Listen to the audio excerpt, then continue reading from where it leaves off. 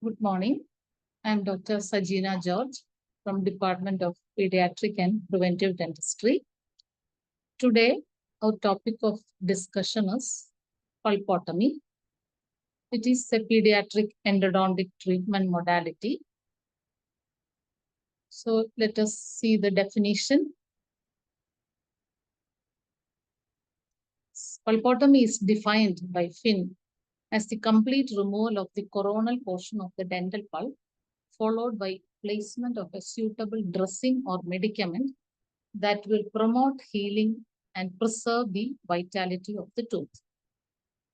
The rationale behind pulpotomy is that the coronal pulp tissue that is adjacent to an exposure contains microorganisms and shows signs of degenerative changes.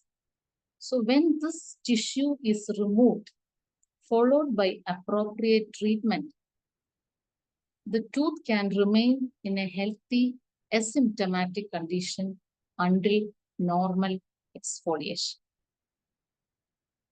The pulpotomy techniques can be basically divided into three. First one is a devitalization technique, where the pulp undergoes devitalization.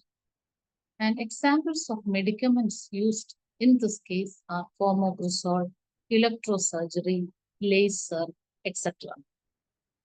And the second technique is preservation technique, where there is minimum devitalization and it is non-inducive.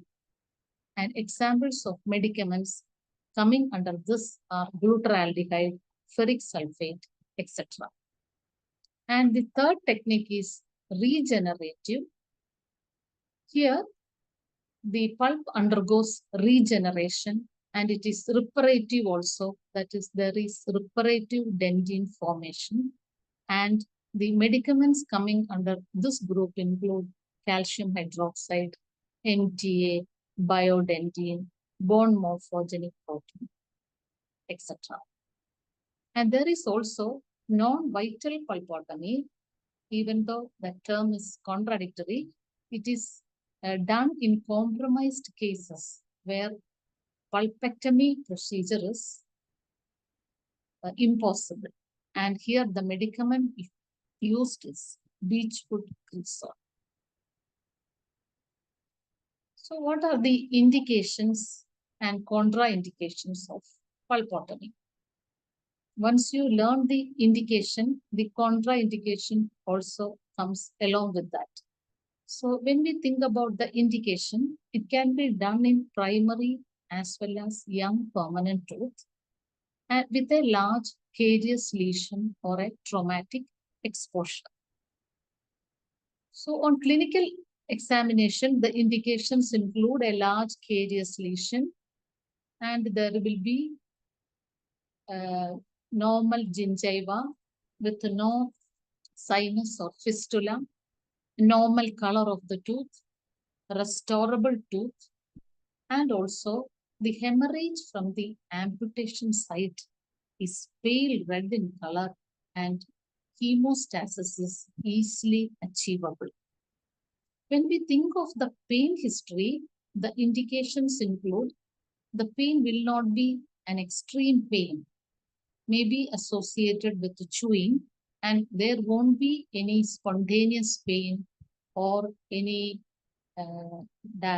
nocturnal pain or radiating pain, which all suggest irreversible pulpitis.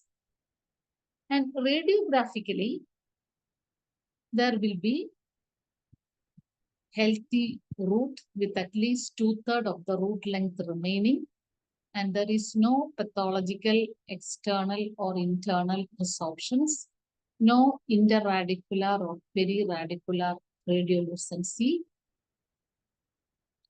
These are the radiologic indications for pulpotomy. Now we will come to Formecresol pulpotomy, which is actually our topic of discussion.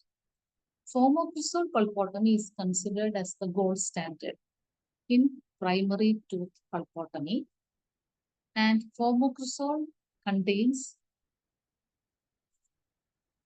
formaldehyde 19%, and cresol 35%, and 15% glycerin, and rest is water.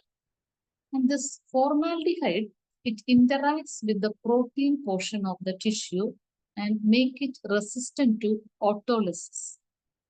And cresol will potentiate the action of formaldehyde. We actually use a Buckley's formocresol, that is 1/5 dilution or 20% formocresol. And there are various times for application of formocresol has been proposed, and current concept uses 4 minutes of application time for Formecresol Pulpotomy. Now we will discuss the procedure for pulpotomy in detail. So you think of a tooth with a large caries lesion. So we'll give adequate anesthesia, then isolate the tooth with a rubber dam. All the superficial caries and debris are removed.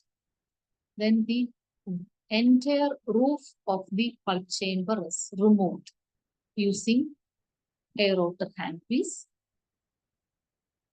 Then you will see the coronal pulp tissue.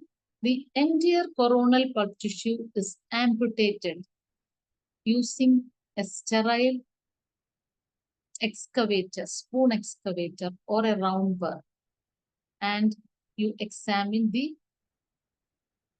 pulpal root canal orifices. Then you can do intermittent irrigation with normal saline to remove the debris.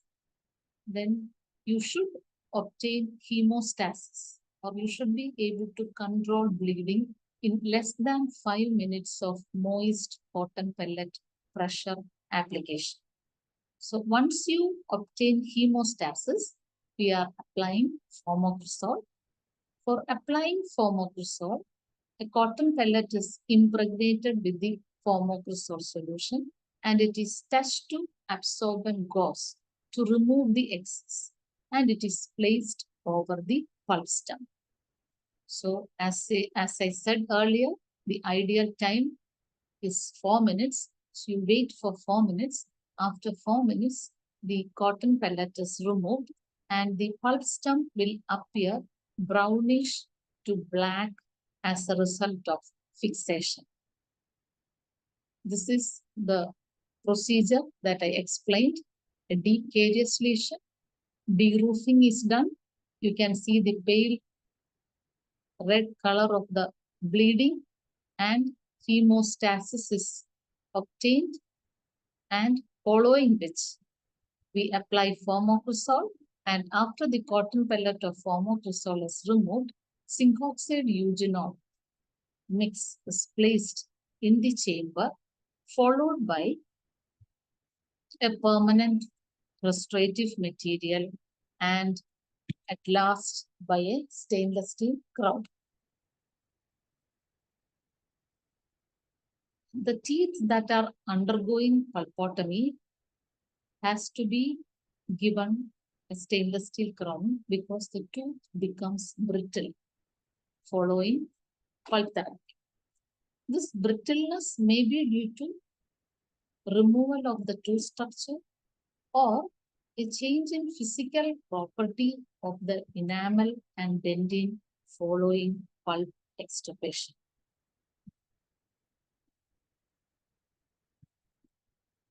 So when this formocresol is applied onto the pulp tissue, what happens at the histologic level? When the formocresol is applied, there is coagulation necrosis. The pulp tissue that is immediate contact with the formocresol shows coagulation necrosis. And the pulp tissue seems to fall off this by forming a collagenous-like band.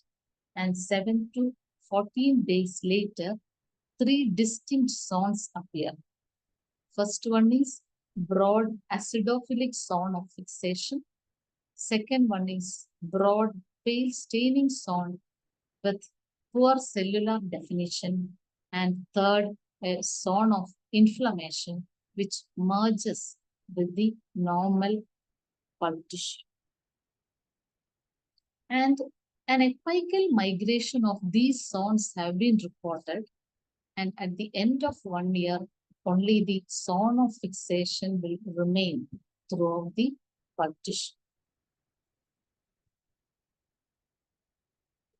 Even though this formocresol is considered as a gold standard in primary tooth pulpotomy, there are several controversies regarding its toxicity. The main disadvantages attributed to formocresol are systemic toxicity, permanent tooth hypoplasia, occurrence of pharyngitis, dermatitis, and antigenicity, mutagenicity, and carcinogenicity. But many authors have proven that it is safe to use it as a pulpotomy agent, and it is still being used by everyone.